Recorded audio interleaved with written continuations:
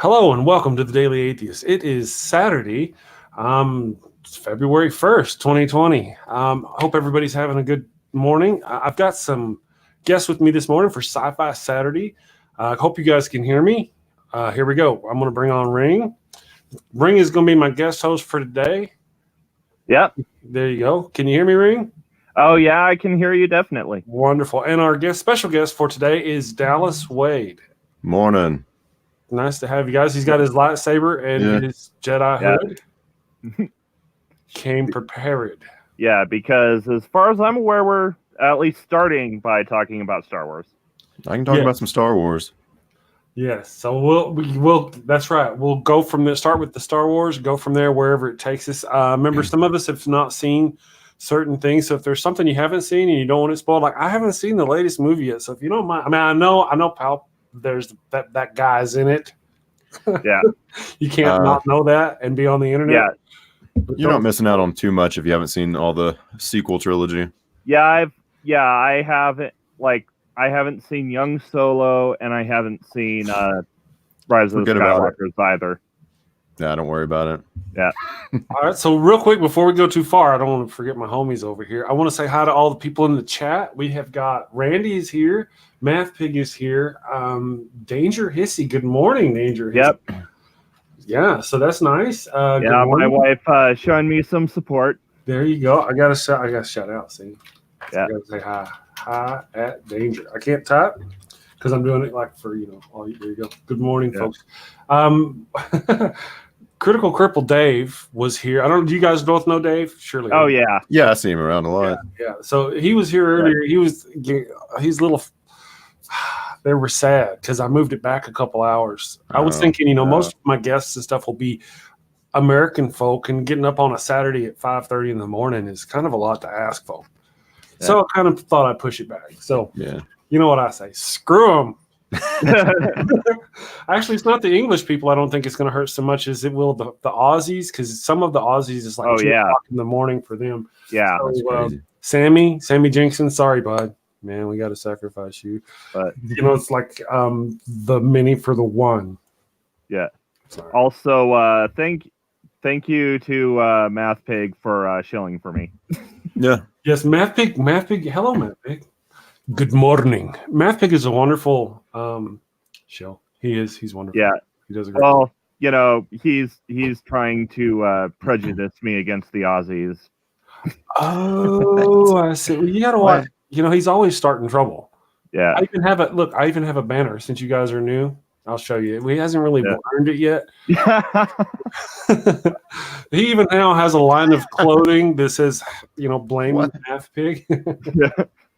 Wow. Good morning, Atheist Christian. Nice to have you this morning. Atheist Christian. Yeah. I'm not sure how that works. I don't know. Maybe you cannot believe in God or Jesus and still believe in the teachings of that. So I've heard of people like that. Yeah, probably something akin to a secular Buddhist. Yeah. Every time he pops in, my mind goes on to that as to the whys, and that's kind of what I've come up with. Basically Jordan Peterson, right? Yeah. That's yeah.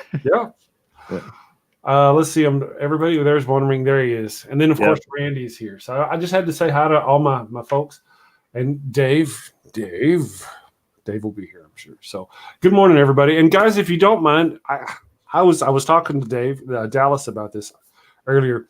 That I have no idea who either one of you are. Other people recommended me to you. I've seen a little bit of your stuff. So Ring, tell me who you are and what you got going on. What up, my ninja? Yeah, so I do like atheist commentary on how evangelicals interact with media and culture. Every weekend I do something with Jen called Media Musings, where we just take a piece of film or literature or possibly games, hopefully sometime, and just talk about the themes and such present in the work. Nice. I see. Cool. Yeah. And once a month I do Dungeons and Divinity, which is taking a look at God's word through the lens of the devil's game. See, when I did my I did a tiny bit of a research Yeah. on you. I noticed that. My brain remembers that. I noticed your dungeons because I was. We'll come back to that. I don't want to distract. So carry on to Dallas. Wait, I'll tell you guys about that in a second. I got to write it down in my brain. Right, Dallas. Who you be? Who do I be? I'm just another, atheist content creator here on YouTube. I usually write video essays about problems with Christian culture more so than problems with the religion itself, just the culture, especially in the Bible Belt. I encourage Christians to be better people, and that's sort of my shtick. Occasionally, I'll do response videos. I just started doing that again recently, but typically what I do is video essays on different problems in the Bible Belt, Christian culture. Yeah, I've seen a couple of those. They're pretty good stuff. Thank you. Yeah, I did too. So for any of you who have not heard of Dallas's stuff, go check it out. Because I watched one of his videos the other day, and it's pretty good. That was the first thing I talked to him about this morning. I was like, dude, I saw your stuff. Yeah. But then I also told him, I was like, I got this other guy coming ring. I don't know who I am. So we're basically three strangers in a live stream together. That's right. I made a post about us being three beards talking about at least until the weather gets warmer. There you go. Yeah, this is about as long as I let mine get. I'll probably trim it down soon. This is about as long as it grows full stop for some reason. I'm gonna officiate my daughter's wedding, and she wants me to just go back with the goatee because that's what I look like when she met me. Tony Stark. Yeah. So other than that, the wife likes the beard and will club me like a baby harp seal if I shave it off. Dude, I tell you, last time I shaved off baby face, I survived, but it was rough. My eye finally went down, the swelling. Yeah. No, that's not to kid about that stuff. Sorry. All right, so let's talk about sci-fi, guys. Now, you guys are we're talking about Star Wars. That was our option today. So you already kind of got into it. You don't sound like a fan of the latest movies, Dallas. No, not really. I'm a prequel lover. That's what I grew up with. That's sort of my favorite trilogy. I like the prequel. And you like the prequels? Oh yeah, wow. Yeah, the Clone Wars show. What a bold bold statement there. It didn't even register when he said it. It almost went by, and I was like, wait. Did he say I will defend the prequel trilogy. I'll defend The Phantom Menace. I think The Phantom Menace is one of the best Star Wars movies ever made. Okay. And people just like to hate the prequels in the same way they like to hate pineapple on pizza or, Nickelback. It's more of a meme than anything. There's nothing really to back that up. Well, I really liked the third one. Yeah, Revenge of the Sith. Yeah, I grew up knowing Darth Vader from the original series. That's how old I am. And, to see it come together as to how he became who he was, that was beautiful. I loved it. Yeah. But the second Clone Wars show, romance, and they're all floating on the... Okay, Attack of the Clones is one of the worst. It's one of the worst. But the Clone Wars series really helps the prequels out, if you've seen that. But I haven't. Yeah, in my opinion, it had some good, it has some good themes to talk about. It was a bit mishandled. I mean, I agree with that. I think it's a brilliant story that wasn't executed the best. Excuse me. I'm sorry. Can one of my mods just kick Easem? No, I'm kidding. He said Star Wars was better than Star Trek. We can't have that. Right? I can't really fighting words. I don't know either way. I haven't watched Star Trek too much. All right, I'm sorry. Carry on with your banter. He said Stat Wars. We're not talking about Stat Wars. We're talking about Star Wars. Gotcha. I can see how you'd make that mistake. Yeah. Yes. Well, I kind of didn't like Star Wars for long. I am a big Star Trek fan, way Star Trek-y. I am totally Star Trek, but Star Wars kind of, it was sci-fi when I needed a fix, Yeah. But the Mandalorian has been a really good show to kind of bring me back into it. And then I don't know why, but Google watches you. So me and the wife are sitting there watching Mandalorian, and all of a sudden my YouTube starts blowing up whenever I open YouTube, and just there's YouTube. Freaking Star Wars, how they made this, I find myself watching how these people evolved, and I had no idea there was such a story behind all this. No idea. Yeah. The expanded universe is a bit of a thing. Yeah, I don't know too much about that. I didn't read any of the books. I watched the movies, played the video games, watched the TV shows. Yeah, mostly in the same boat here. I mean, I've seen some videos on the expanded universe. Mm-hmm. What's interesting, I mean, it's one of those things that I think if I ever decide I'm fiending for something and I need some sci-fi or I need a world to dive into, they've built it and it's there just kind of waiting for me. Yeah. So that's kind of how it's been. And then, of course, like I said, The Mandalorian really sucked into me and the wife. And I got to say, I'm sorry, Baby Yoda had a big, Baby Yoda, big effect on that. So yeah, they suckered us in with Baby Yoda. Oh yeah, I mean, throwing in some cute is kind of how Luke. Well, I know that Mandalorian wasn't handled by Lucas because he sold the property to Disney, but unfortunately. But throwing in something cute is an old Lucas trick when it comes to Star Wars.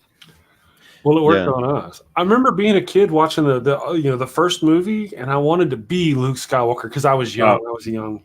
I lived out in the desert. Wanted to be Luke Skywalker. Man, I thought that was cool. Now I'm like, man, he's just a whiny little prick. Yeah, he was. Yeah, throughout the whole show. And it's like everything people complain about the prequel trilogy. Like they say Anakin was annoying, and they say the dialogue's bad. But I think Luke was more annoying than Anakin, and I think the dialogue is worse in the original trilogy than it was in the prequels. So yeah. Well, you could say that that maybe part of the problem is the prequels didn't have a Han Solo.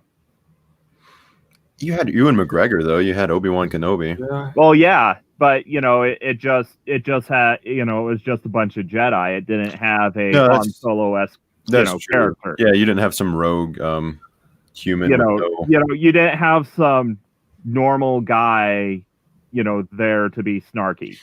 I'm curious. So when you were watching those kind of parts of the movie and the Jedi were all going around in those specific, the prequels and whatnot, and they're going, there's a Sith around. The new Jedi guy is going to bring balance to the Force. And wait, there's a whole bunch of Jedi and only one Sith. And did anybody else kind of snap that they were praying for their own damnation? Right, yeah, wanting to bring balance to the Force. Bring balance. He's going to bring balance to the Force. There's thousands of us and one Sith that we know of. That's one of the better themes at play in the prequels is the whole doom of the Oracle trope. How do you not see that coming? Where you have a prophecy and you misinterpret the prophecy and then thus bring about your own doom. Yeah, which I think the prophecy had more so to do with the Jedi going back to the way they were supposed to be. Because basically, I don't know if this was the intention, but the Jedi basically parallel with Christianity. I don't know if it was Lucas did this intentionally, but it's more so like with Christianity, it turned into Catholicism and it became political and stuff. And so the point, and if you listen to like Qui-Gon talking in episode 1, he's more of what a Jedi was supposed to be before they became all political. So the prophecy, I think, was more so bringing balance to the Force, as in like bringing the Jedi back to what they were supposed to be, because they had become corrupted, which is one of the big themes in Clone Wars. Like the Jedis, they're horrible. They're a terrible organization. They're basically like the Catholics. Really? Yeah. Yes, I've never seen the Clone Wars. I mean, I've seen snippets in memes and whatnot. Yeah, same here. Oh man, they have thousands of years of history. Oh yeah, for all this stuff. So if you go, I saw this one talking about the lightsaber and how the Sith used to use this real stuff, and they didn't like lightsabers because lightsabers were for wussies. And then they finally upped their game to lightsaber. I guess they stopped. Like how the original lightsabers had belts. Yeah, well, there was this backpack battery that you had to wear. It's like a bag phone from the 80s. Yeah, so they got lots of history. So when you look at the whole of the Jedi history, and then it all kind of culminates at that one point, but it really doesn't, because they have, I don't know. When I was a kid, it was just like this big thing, and the light shone on you and but really it's not. When you look at the history of it, it's 15, 30, 35,000 years of history. And this guy here was just as badass as Luke Skywalker is. There's Jedis that can pull What are those things? Star Destroyers down from the space. We never see that in No. regular Star Wars. They never get that powerful. But throughout No. history, they just get really cool. I think, so I missed that part. Maybe I should go back and watch all that stuff. You should watch the Clone Wars. Yeah, and unfortunately, a lot of the really epic stuff from like the books and stuff is no longer canon. Yeah. So, And like the video games, the Force Unleashed, that's probably the Star Killer, Galen Merrick. He's the most powerful Force user ever to be seen, but now that's no longer canon. Yeah. Maybe rightfully so, because I don't know if Force users should be that powerful in the movies. Yeah, because then you get into the Superman problem. Yeah, exactly. right. Where it's like, well, why is there even a conflict? He can just show up and end it. Which is also a problem that a lot of people complain about with the sequel trilogy, especially the last movie, which I guess neither one of you have seen. I haven't seen the most recent one. I can kind of guess how it goes. I don't think it's too much of a spoiler, but they use the Force ability where they can heal people and even bring people back to life, and that just throws a wrench in everything, because now it's like, well, why haven't the Jedi been doing that, for all of these movies? Why didn't Obi-Wan force heal Qui-Gon? I mean, technically, according to canon, wouldn't that be like It's a Sith trait. Yeah, wouldn't that be a dark side power? Because Exactly. Darth Plagueis figured that out. Yeah, but what does it require? I don't know what it requires, and I don't want to spoil the movie, but it doesn't matter so much, right? Yeah. Anyway, what does it take to do that? Do you have to sacrifice lambs or babies and get the blood of a blah blah blah? No, you just touch them, See, right. So why wouldn't the Jedi do something like that? It doesn't force hate. You don't have to use your hate, Luke. None of that stuff. It's just no.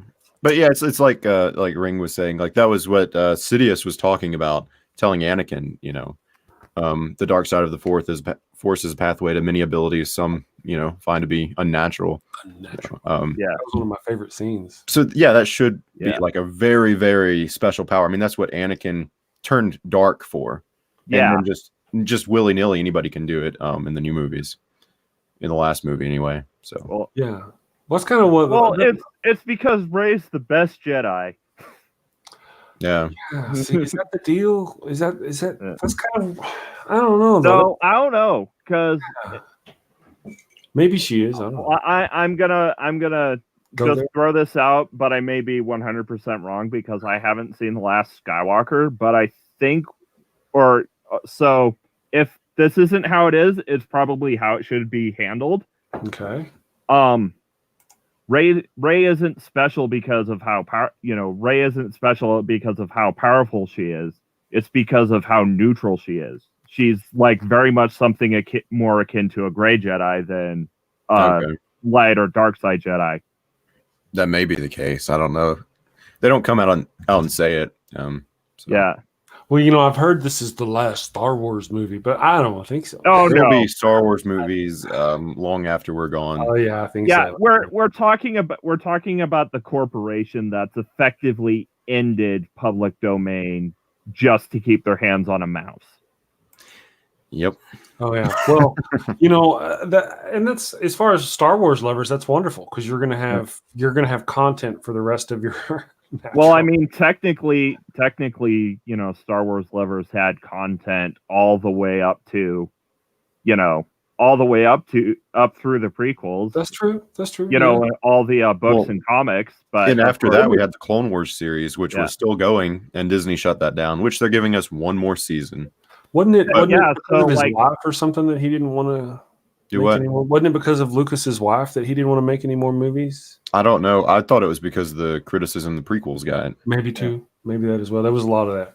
Let me just take that Jar Jar Binks message down. Yeah. Well, addressing the Jar Jar Binks messages, I personally really like the Darth Jar Jar theory. I do too. I really enjoy it. Yeah. Misa thinks you should do this, and he does it. Yeah, and cool. And the tying it into like drunken kung fu. Yeah, I enjoy it. I'm glad you've seen it. Brought that like up. if that was actually Lucas's intention, I heavily criticize him for not wimping out executing on it. it. Yeah, wimping Yeah. out on it. Yeah. You know, after the backlash. I think it's very likely that that was his plan, and then just Yeah. because everybody hated Jar Jar in the first movie, he didn't go with Yeah. it. That's possible. Yeah. And you never. Well, yeah. Since he's out of it, it doesn't matter, does it? Yeah. Let me ask you. Did he? We'll start with Ring and go this way. Yeah. Was there a sci-fi, since this is an atheist show, Yeah. was there a sci-fi, or did sci-fi have an effect on your belief? Were you raised Christian? Can you give us like a 2-minute rundown? So, you know, for those who are coming from my channel, so probably just, you know, Danger Hissy. I was raised heavily fundamentalist Pentecostal. And but luckily my dad was a sci-fi buff, so I wasn't quite as restricted content wise when it came to that. So I did really enjoy sci-fi growing up, and actually even as a fundamentalist Christian, thoughts about sci-fi kind of shaped my beliefs. Like, for instance, I subscribe to like the belief that if there was indeed other life, intelligent life on other planets, Earth was essentially in a quarantine zone under original sin, you know, because of original sin. And that was largely influenced by C.S. Lewis's Space Trilogy, or at least the first 2 books of it. Okay. Gotcha. And you, Dave, Dallas? I can't remember any like sci-fi actually influencing my thoughts about religion. I guess probably one reason I was drawn to Star Wars a little bit is because it was spiritual. And I think y'all might have been talking about this in Neil's show, but atheists tend to lean towards Star Trek, whereas religious people tend to lean more towards Star Wars. It's because that's a spiritual show versus a science show. Unless you're, you know, the people that believe that Star Wars is demonic. Yeah. Oh, yeah. Which my that side family, of the coin. like, I wasn't allowed to watch Harry Potter and quite a few other movies or shows, but like I never heard anybody have a problem with Star Wars. Star Wars seems to be, you know, not conflicting with most religious people's I don't know, ideology. To a degree, yeah. You know, it wasn't, you know, the Star Wars hate wasn't, you know, that way in my family, but I did know other people in my church who, you know, discouraged Star Wars. Yeah, I don't know. I guess I got lucky because my family definitely was crazy about stuff. Like, I wasn't even allowed to read mythology books, or I wasn't even like, I used to play Age of Empires, but I wasn't allowed to play Age of Mythology because, you know, Zeus and these, you know, false gods were false gods. I always loved Star Wars. I still do. I don't know. Yeah. But I didn't get into Star Trek. That might have had an effect on my religion. I don't know. Well, we were Christians, and my mom back in the 70s, when it, you know, 75 or 76, I don't know, I was a little kid. She made me a Captain Kirk shirt, you know. I mean, but we were Christian, just really light. We didn't go to church very often, or we, you know, it's pretty rare when we did, you know, but we believed, etc. And then whenever I became, and then the older she got, the less she believed. So by the time of her funeral, we just had a barbecue. She didn't believe at all. She was, she followed kind of, and then the Star Trek that came out in the 80s, the Next Generation, that was, you know, that just took me further, and, you know, to question my own beliefs. Then, you know, whenever me and Mike had a thing back in my 30s, and that kind of pushed me over the edge, became a full-blown screaming atheist. Here we are, writing books and hosting streams. So, but it was sci-fi. Sci-fi had a big effect on that.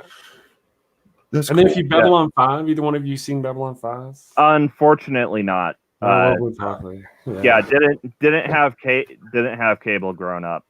So. Me either. I could watch PBS Kids and Gotcha. Same here. You know, PBS was just about it. And maybe some Saturday morning cartoons, but had to be careful about which ones. Well, I'm right now watching the Orville for the first time. with the wife. We're watching it together for the first time. I can't talk about that because me and Dr. David Kyle Johnson have this thing where we're talking on Sci-Fi Saturdays about it. Because, so after I'm done with the first season, I'm going to get with him and invite him back to the show and talk about the first season. I have to say he said certain things would change my mind, and he was right. Yeah. I've been watching the show, and I've got I think I only got 1 or 2 episodes left of this season. And then we'll be done. And man, I tell you, it's gotten pretty good. So if I wanted to jump into Star Trek, is that something that would take months to get caught up on? Or how many seasons are there? It depends on which series because there's the original and then there's the next generation. Right. If you were going to do it right, you would start with the original series, and that's 3 seasons, 79 episodes or 73 episodes. I think it's 79. And then you go to the next generation. There's a cartoon series. I never watched it. I got by just fine without it. It's called Star Trek 2, I think, or something. Made back in the early 80s, I think. Yeah, maybe 70s. I've seen pictures from it, and it looks very Hanna-Barbera. Yeah, and then in that style, cartoon. That style. You can skip it, or if you would really get into it, watch it. But then you go to the next generation with Jean-Luc Picard, and then after that would be Deep Space Nine, Voyager. So all right, so the next generation is 7 seasons, 23 or 24 episodes per season. Okay. So that is a lot of watching. The same thing with Deep Space Nine and Voyager, 7 seasons of 25 episodes or something a season. And then 20 minutes or 40 minutes? 42 minutes each, roughly. Yeah, I'm not kidding. That's a lot. And then then you've got Enterprise, which is 4 seasons of about 20 episodes, and then Discovery just came out. Is coming out now. Right now they're on season 2 or 3. Picard is just now coming out. Yeah. So if you wanted to get into it, you kind of have to go way back. If you got prison time or something. That's what's intimidating about Star Trek is it just seems a bit overwhelming. And that's kind of what why I never really got into the Star Wars books is because there's so much of them. Oh yeah. And I'm very particular about reading things in order, so I had no idea where to start. And that's how I've always felt about comic books. Like I love superheroes too, but there's no way I'm going to start reading Spider-Man comic books. I mean, I don't know how many series there are, and there's just thousands upon thousands. I'm not going to start reading comic books. Forget it. Same thing. There's only maybe 10 graphic novels of this series I'd like to recommend. It's Kurt Busiek's Astro City. Astro City. I've heard of Astro City. Yeah, it's basically what life is like for the average Joe in a city full of superheroes. That's cool. Yeah, it's very much like a slice of life series, and it does dip into superheroics, but it's more about how life goes. That's really cool. Sounds interesting. Yeah. Before we get too far away from it, I just want to bring up we forgot to mention the Star Trek movies. I got a couple of folks out here mentioning in 2009 they came out with a new Star Trek movie. If you pick it up from there, it kind of takes over a new Kirk and goes forward. It's not the new timeline. Yeah, it's a different timeline. So even Enterprise is a different timeline. Discovery is probably a different timeline. They're not all the same timelines. Yeah. But in the Star Trek universe is a fractured universe. Yeah, I have watched the J.J. Abrams Star Trek movies. See, so but if you watch that, then you don't know really what the original series was about because that's not the same. Yeah, no. I hear people say that the J.J. Abrams Star Trek is a really good Star Wars trilogy, but it's not anything like Star Trek. It's not really Star Trek. Well, but I got to tell you, I told you my mom made me the shirt, right? Yeah. Okay, so that was Captain Kirk. Then we flash forward 35, 40 years, whatever. I ain't telling. We flash forward to that, and I'm watching this movie with my wife, right? Yeah. And it opens with Captain Kirk being born as his dad sacrifices his life to save him and get all these other people away. I'm sitting there watching it. I'm crying. My wife's going, "You're crying over Star Trek?" I'm like, I'm bawling like a baby, a hungry, angry baby for Star Trek. And I got that from where? Either one of you guys know where I got the Hungry Angry Baby from? Come on, a bunch of kids. Firefly. Anyway, Firefly, the movie at the end of the Mr. Universe gets killed. And anyway, carry on. Sorry, it's Star Wars. I need Firefly. Firefly? What's that? Yeah. Well, wait. Isn't that a show too? Yeah, it's a series of like 14 episodes and a movie. Now I was craving for Sci-Fi, I'd never heard of it. Went down, and this is back in the day, and I somehow rented the movie. Yeah. And I watched the movie. I was like, man, that's wonderful. And my little brother goes, they got a series, right? So then I went back and watched the series after I had seen the movie. Yeah. So that was you I think you watched it backwards then. Yes, I did. No. But oh yeah, another good one is Farscape. I know if you're not into puppets, it's a hard one to start. I tried to start it a couple times. I couldn't get through but then watched the whole thing, loved it, watched it with the wife. If either one of you seen Farscape? No. Oh man. But though kind of back to Star Wars, I think what makes the Mandalorian series so good is that it kind of took from the recipe for the original series by pulling from a bunch of different genres, and then slapping a sci-fi coat of paint over it. Yeah, because it's like a spaghetti western and mostly that. Spaghetti western took some inspiration from Old Wolf or Lone Wolf and Cub, which I actually would like to see sometime. I was a little surprised that they showed us his face so early in the series. They didn't need to either. They didn't. And he'd even gone to the photo shoots to promote it with the helmet on. I know. And you could have the exact same episode play out if you took that episode, you could download it, you could cut it as soon as he's lifting the helmet off, go back to the like under city tunnels or whatever, and then have him walk up and know that his face was revealed, and you wouldn't see it, and it would work out exactly the same. There's no reason why they didn't do that. Though I do love the droid loophole. Yeah, that was nice. That was really somebody earlier mentioned it was Nerdy Rodent. I don't know if he's still here. He's picking on Farscape. I don't want to bounce you, man. Don't make me bounce you. Anyway, earlier he was saying that Yoda is not a species. but unfortunately, we don't have a name for it. Unless it's something that's in the expanded universe, which is actually no longer canon, so it's kind of a moot point. But we don't have a name for Yoda's species, so it's perfectly fine just to refer to them as Yodas until we know. Yeah. No need to flip tables. Yeah. Gremlins, yeah. No. Yeah. Yeah, because I've seen a lot of people kind of mention that, and then I went to look to see what it was. You don't see it. I wonder what the ET race is called, because they show up in there too.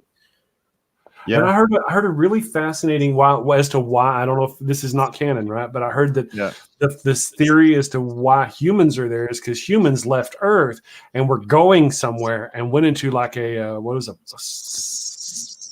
wormhole, which took them back in time to a galaxy far, far away. They populated Coruscant, I think, and that was the beginning. Of course, this is 30 or 40,000 years ago. You know how Star Wars universe works. Well.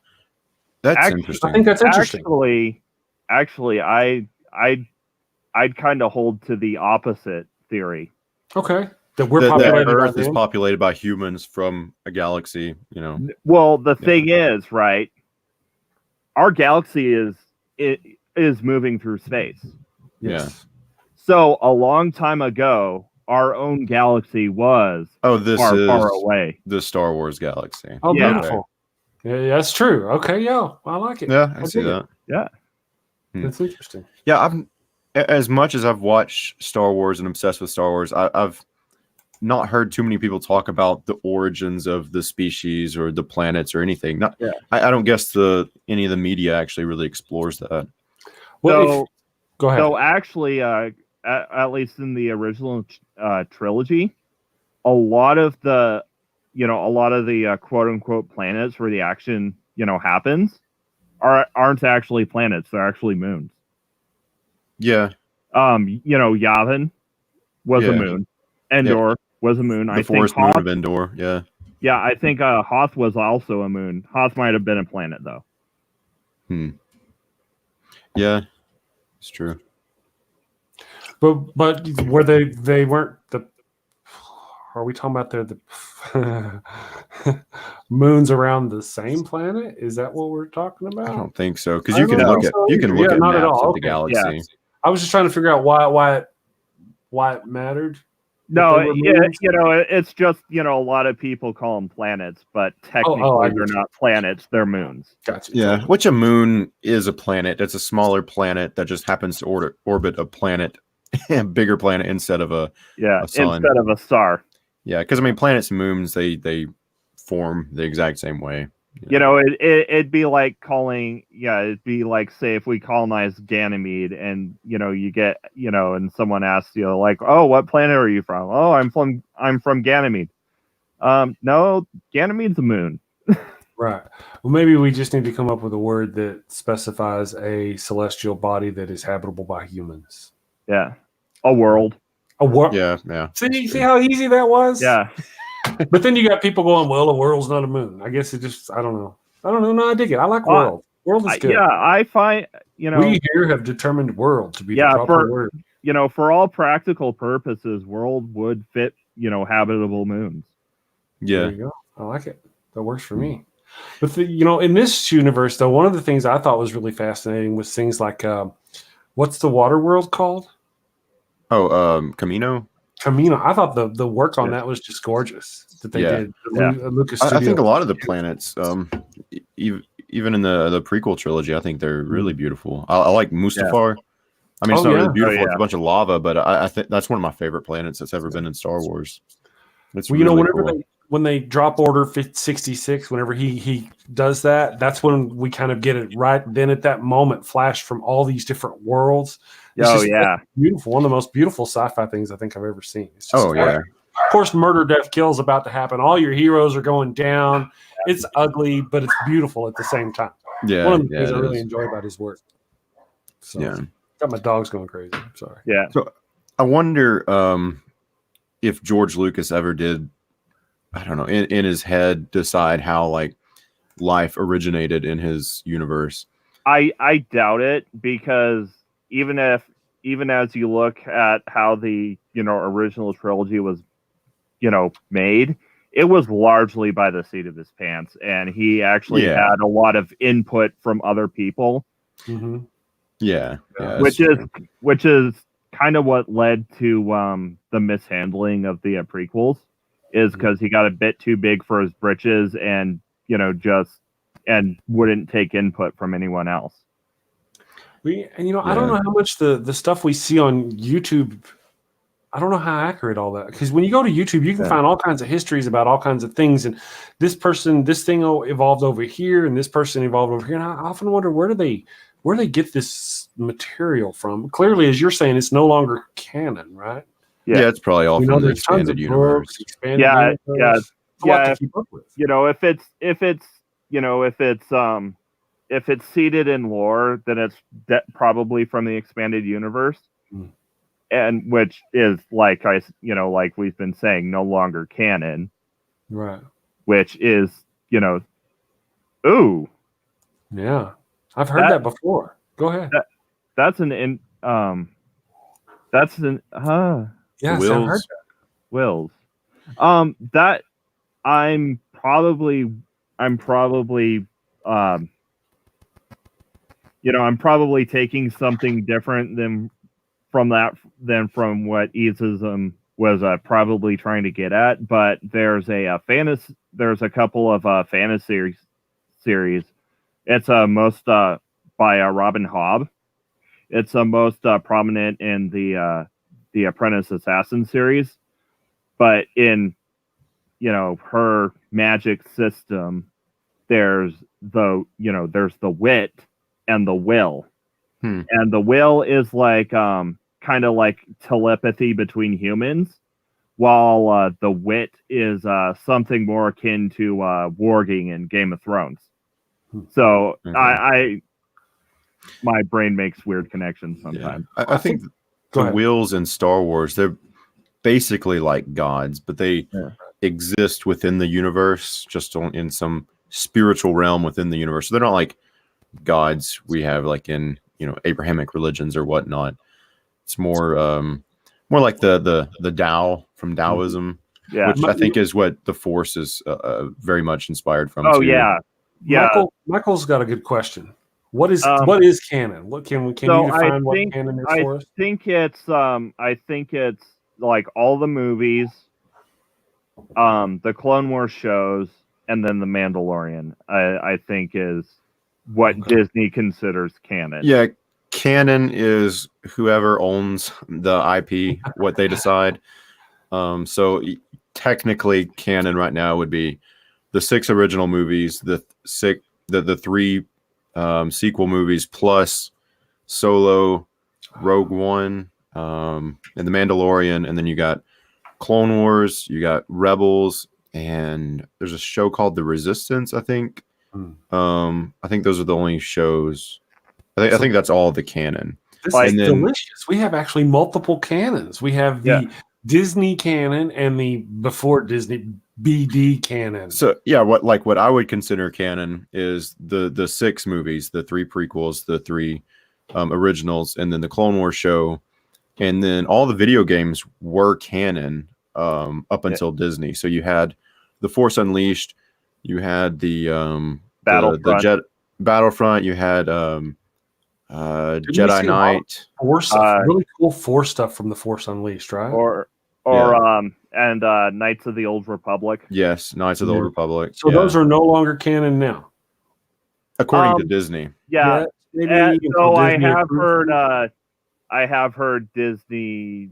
I have heard actual rumors, not Twitter hoax rumors that I've started, but actual rumors that Disney might be looking at making either a Knights of the Old Republic show or movie. I'm sure they will.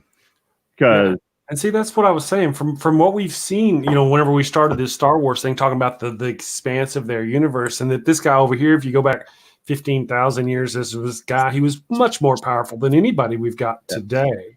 And that they have lots of those little micro stars that come up and do things according to things. So there's lots of material there where they could go back, just like you're saying, to the Knights of the Old Republic or this one here and make a movie out of it. Or a series. Where does the Mandalorian? Where does the Mandalorian fall in? It's right after Return of the Jedi. Yeah, just a few years. Oh, okay, gotcha. So like 6 years, something like that. Yeah, I'm guessing that it's between Return of the Jedi and The Force Awakens. Yeah, but closer Michael's to Return. Telling lies. He's telling lies. He doesn't read. That's why. I read The Force Unleashed. Awesome book. Really, that's cool. I thought it was a video game. It could have very well had a book adaptation. It probably had a book. A lot of things get books, and a lot of books get movies and games. Yeah, that's awesome. Let me get this right here up. Yeah, I just kind of, we really kind of got into the Mandalorian. Disney did a cool thing, but now you got to wait. I hear until like fall of this year before they drop any more, right? Oh, yeah. That's the thing about TV series is you got to wait for them to make more. And back in the day, as we already mentioned, the 80s and 90s when Star Trek was being made, a season was 20 episodes, 24 that's episodes. Crazy. Now a season is what, 12, 8, 10? This is 8 or 9. Yeah, like 8 to 13. Because I think The Mandalorian was like 10, maybe 13. Yeah, I think it was 10 episodes. Yeah, and then The Witcher only had 8. See, yeah, they could. Well, I don't know why they do that, but it sure leaves a lot of time for content that they could have been making. Or like they used. But then you watch Sherlock. The Sherlock went 3 per episode per season, 3 episodes, and that's it. Yeah. But they're badass, and they're an hour and a half long. Granted, but that's still not a full series. Does it not make? I hated the last season. and then the BBC is like, oh, we're gonna just sit on our butts in terms of Sherlock. Yeah. Hey, Well, hey, doctor, here, have a new companion. Right now, the main stars from that are so busy that Oh yeah, that it's kind of hard. I'm sure they got expensive too. Not that they weren't before. Yeah, Benedict Cumberbatch, and very Martin expensive. Freeman. Yeah, Martin Freeman too. True enough. And they both played on what was it? The Hobbit. The Hobbit. Yeah. Yep. Yeah. Which was horrible in my opinion. Oh yeah, it was. The first movie was good. Yeah. It was nice to see some of the scenes play out from the book. It seemed very respectful, but then they just went off rails. Yeah, in my opinion, it should have been done as 2 movies. Yeah. Call the first. Leave the first one basically as is. Hobbit, An Unexpected Journey. Leave that largely alone. Maybe make different aesthetic choices, because I don't like how they did the goblins. I think it should have been more in line with what we've seen goblins look like in the Fellowship. Yeah, absolutely. And then make a second movie out of the rest of the book and call it There and Back Again. Yeah, which the biggest problem I think was Peter Jackson originally wasn't going to do the films. I think he was going to be a producer or something. Yeah. I think it's been a while since I watched. There's like a long video on YouTube explaining the problems that went down. Oh yeah. Lindsay Ellis. Yeah. Did a 3-parter with each video is a half hour at least long. Yeah, it's great. I love her channel too, Lindsay Ellis. She's great. Definitely. But yeah, I used to blame Peter Jackson because I was so pissed off at the Hobbit trilogy, because I love Lord of the Rings. I loved, the books, all of them. The Hobbit, I've read that probably more than any other book. Oh yeah, I've read the Hobbit at least 5 times, probably closer to 10. Yeah. So I was so disappointed when those movies came out, and I just hated Peter Jackson for it. But he's not completely to blame. He was very rushed. Yeah. It was originally going to be somebody else directing it, but then they decided he was going to do it. Yeah. So. Yeah, originally it was supposed to be Guillermo del Toro, I think. Yeah. I found them. I mean, I used to love stuff like that when I was younger. Yeah. But I really, it's so thick. I have a hard time getting through it. Each movie's 3 hours. Yeah, unless you watch the extended edition. Yeah. And it doesn't get better from there. No. And I remember trying to read Silmarillion as a kid, and I just couldn't get through Silmarillion. Oh yeah, I would be hard pressed to find any kid that could get through the Silmarillion. Was that how you read it? Yeah, I've read it. I read it twice. The first time I actually ended up skimming parts, and then I went in again and read through it. I remember reading, I don't remember which one it is. I think it's The Hobbit at the end, where the battle of the 5 armies and they're coming around and it's all really blah, blah, blah. And I remember being a little disappointed that it wasn't as glorious as I had seen it in my mind during my youth.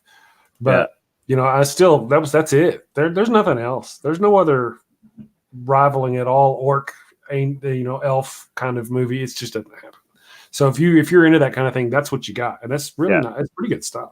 Some of the graphics they did, like those big mammoths walking along. You remember the big mammoths? The elephants and Return of the King. Man, those were just fantastic watching that stuff. It was just amazing. So yeah. But then there were parts of it that was, I don't know, just kind of hard. And it's highly unlikely that we'll get any kind of a faithful adaptation of Tolkien's works anymore. Because, Christopher Tolkien recently died, and he was kind of the guy, and he was the one who made it his life's work to preserve his father's literary legacy. But isn't there a show coming out? Yeah, there's an Amazon show coming out, but who knows? Who knows how accurate or how true to it. Who knows how it'll end up now that Christopher Tolkien's not there to ride herd on him anymore. Yeah. From what I heard, it's not actually going to be anything from the books. It's going to be just a new story that takes place in that universe, that world. Yeah. I don't know if that's true or not, but so in my opinion, possibly the best way to do the Silmarillion is like almost like a history documentary sort of series. yeah, that'd be cool. Oh, nowadays they've got a lot of, or I say a lot of, I've seen these shows on the internet where they're playing Dungeons and Dragons live. They'll have live streams. I've seen one where they're physically in the same room and they do things. It's kind of become a little thing. I grew up doing Dungeons and Dragons and have even considered doing that in the evening as part of a stream, having a show and doing some D&D, trying to figure out a way to make it, interesting and fun. Well, me and Jen are actually in talks about doing occasional D&D streams. Jen who? Jen from Jen's Little Corner. Oh, I know. Yeah, she was on our show the other day. Yeah. And actually, when Purple Rhymes with Orange had his 32-hour Christmas marathon, I took the story of the wise men, and I made it into a 5e one-shot, and I had Ex-Cult Baby, Hopswatch, and Paraskeptic, and Jen from Jen's Little Quarter. They were all playing. And cool. This April, just in time for Easter, I'm doing the resurrection of Jesus as a lich fight. What? Wow. Yeah. So yes, I got a comment over here. Easism says he's working on a themed restaurant that has tables for D&D and board games. Oh wow, that's awesome. Nice. Yeah.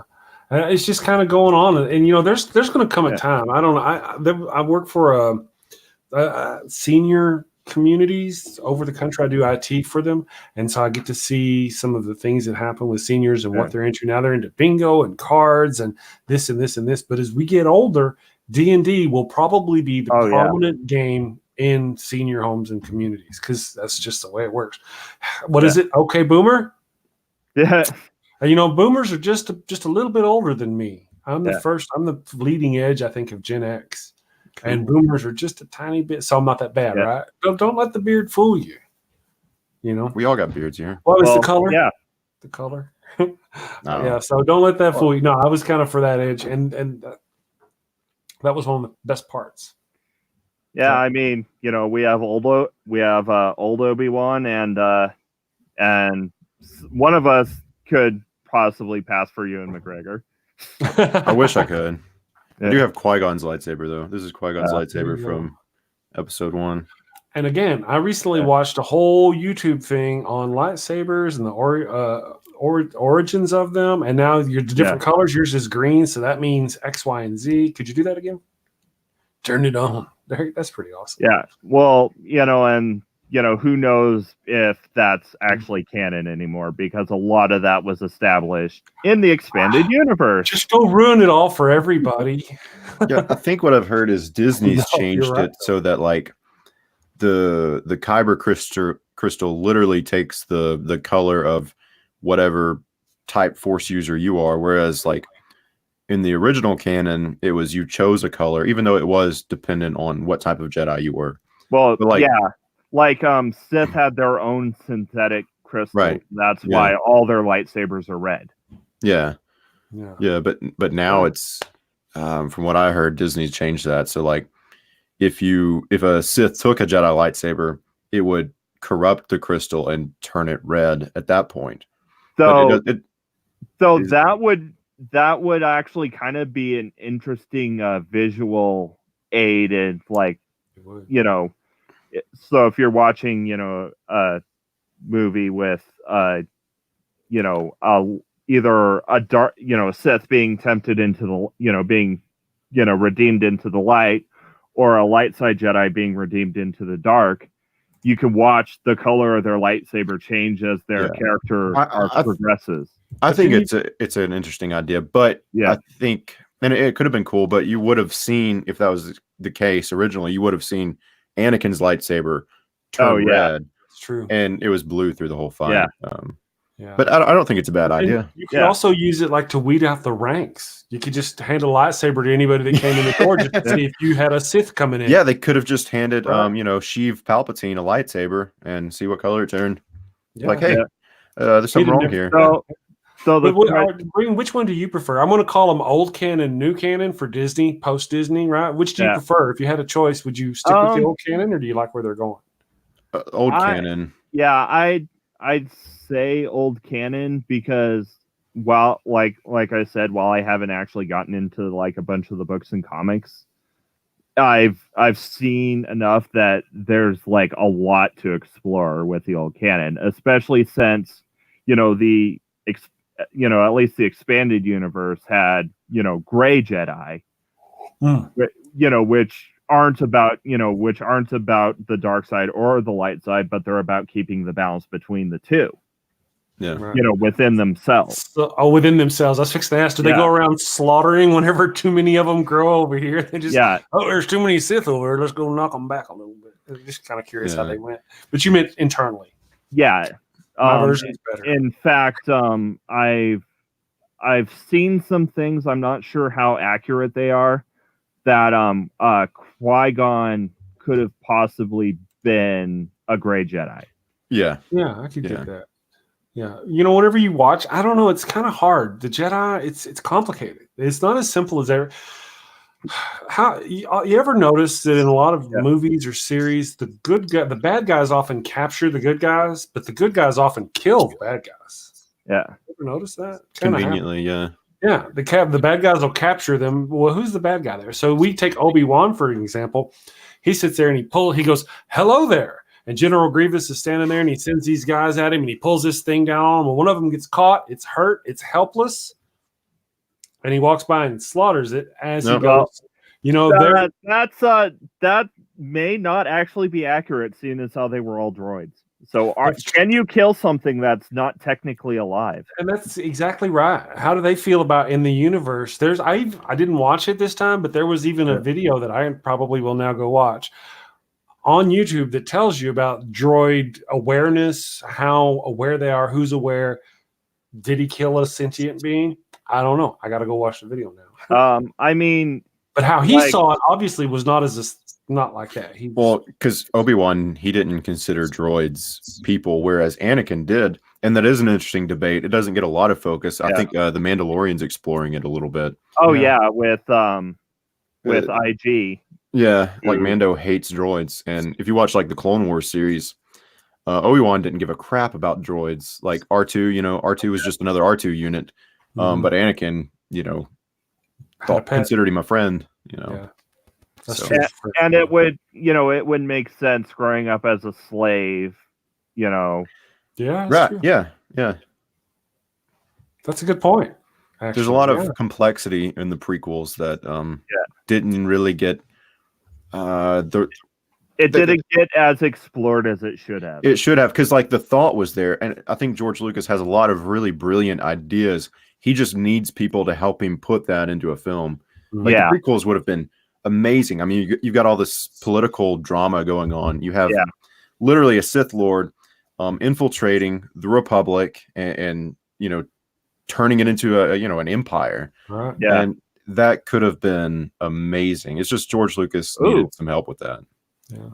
What do you think it would have possibly been better if they, and I know this is a very modern concept of media, as opposed to how things worked in the 2000s, but it would have possibly worked better if like all the political stuff was its own TV show. Yeah. Something like Game of Thrones or House of Cards.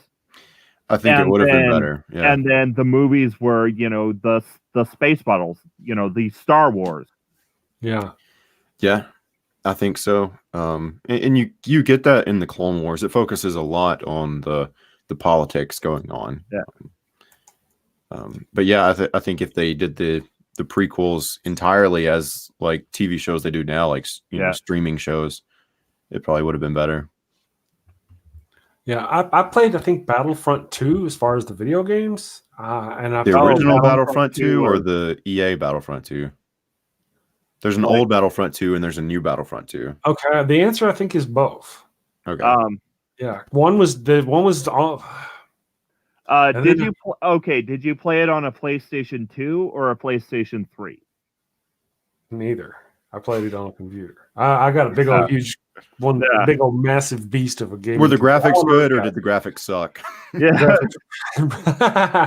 My graphics were good. Okay, this probably could have been the new one. Yeah, were there microtransactions? No. There was a lot of. Did you have to purchase every skin? No, there was a lot of between ship to ship. You'd fly over to a ship and you'd shoot the things, and then this new one. That's the old one. Yeah, it was a newer one that I think I also played where you were on a planet, and you could be you had to work your way up. You could be I guess there was a store. Yeah, because they had the Millennium Falcon and stuff. It was what, 3 or 4 years ago. Couldn't have been that long. Okay, yeah, you're talking about the new ones. Bought it and didn't. I mean, I played it a little while and then kind of. I just gave them my money. Yeah, the original Battlefronts 1 and 2 are really good, but they came out in the late 90s, early 2000s for the PlayStation 2 and the original Xbox. It's like 2002 and 2004, I think, is when something like that. Those are the ones I played. I've tried playing the new ones, and I just can't get down with new video games. I guess that's a sign of getting old. Getting old. I don't know. They don't captivate me. The newest video games I've played are Skyrim and Ark Survival. I did the Tomb Raiders. Me and the wife. The wife likes to watch me play video. She don't like to play at all, but she likes to watch me play. So we did Tomb Raiders. So I enjoyed it in conjunction with the movie for what they were. I think the newest game I've actually spent time playing was like Halo 4. We started to go through the Halos because she likes to go through, and then what was the one? Anyway, we're going through the Halos, but it was just too hard to capture. The first one, going through Combat Evolved, I'm talking about a month ago, 2 months ago. I installed it, and it was just too painfully slow, boring for the wife to keep up. So it has a long story too. EA has got this whole Master Sergeant. I don't know. My buddy Tony really knows it all. He's got it, but I don't keep up with it. I keep up with my Star Trek because that's where I kind of know all my stuff. It's the zone I spend. You know what, guys? I think we've hit the hour. If you don't mind, I thank you very much for showing up. You people who are watching, if you don't mind, go subscribe to Dallas Wade or One Ring. They've got some interesting content they put out. Fellow atheists doing the thing at the place with the stuff. Thank you very much for showing up, guys, and doing. Thanks for having the me. show with me. Yeah, thank you. You bringing your lightsaber. That's awesome. Yeah. So, I think going forward, I'm going to try to make it more specific.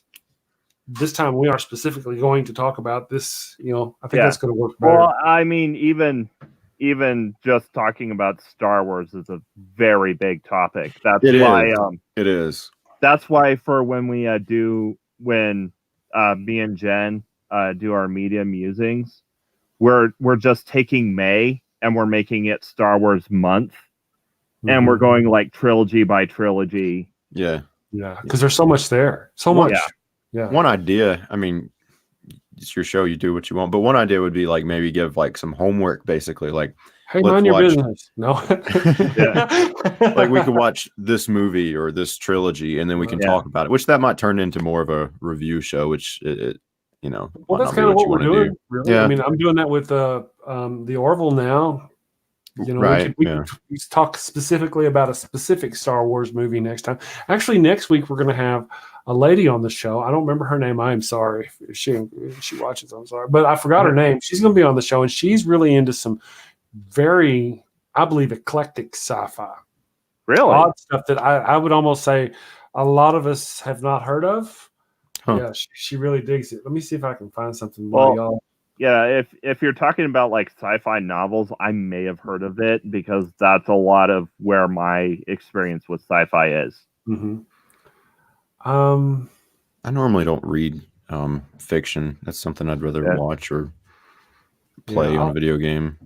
I'll have to find out what she's into because she's got some stuff. She really likes this one lady, and I just can't think of the name, guys. I'm sorry. If I'd have been thinking about it, I'd have had it ready, but I didn't. But she's going to be a lot of fun, and because when you're knocking out some sci-fi I've never heard of, then yeah. I mean, I ain't seen it all, but I've heard a lot of like Blake 7. Either of you guys Blake 7? I've heard it mentioned on your show. It's he's heard it mentioned. Yeah. So anyway, I look forward to having her. All right. I appreciate you all for stopping by. Dallas, Ring, thank you very much. People over in the chat, thank you very much. You guys have a wonderful day, and we will talk to y'all Monday. I don't stream on Sundays because that's the Lord's Day. But if you do need a streaming fix on Sunday morning, that's when me and Jen are doing Media Musings, and this week we're talking about the themes in Dr. Dolittle and what might make a good Dr. Dolittle movie. Interesting. Okay, so tune in for that. Absolutely. Yeah. All right, guys, y'all have a wonderful day. I will talk to you next time. Yeah, y'all too.